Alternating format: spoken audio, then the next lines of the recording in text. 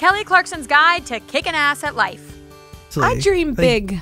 Do you? I do, yeah. I think you have to put it out there. I think you have to be confident in yourself. The American Idol turned Grammy winner knows you gotta shoot for the moon because she's been on rock bottom. We lived like pre-paycheck to pre-paycheck. I always used to hate though when people would be like, money doesn't buy everything when you're little and poor. Rich people say that, not poor people. Truth. But once you get to the top, haters will try to tear you down. When it comes to body shaming, Kelly always sees the glass half full. We are who we are, and whatever size. So sometimes I'm more fit and I get like into kickboxing hardcore, and then sometimes I don't. And I'm like, I'd rather have wine. We'll drink to that, Kelly. The pop star knows whose opinion matters most. I've just never cared what people think, she told Heat magazine. It's more if I'm happy and I'm confident and feeling good. That's always been my thing.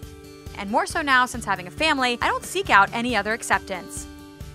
Kelly has always been her own woman.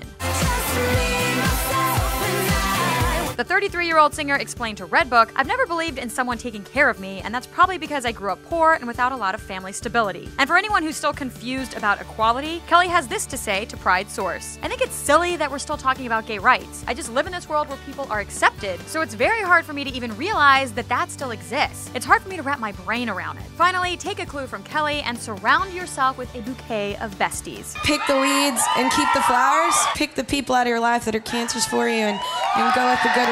Kelly has blossomed into such an inspiration. She definitely makes our cut. Now tag those special people who make yours.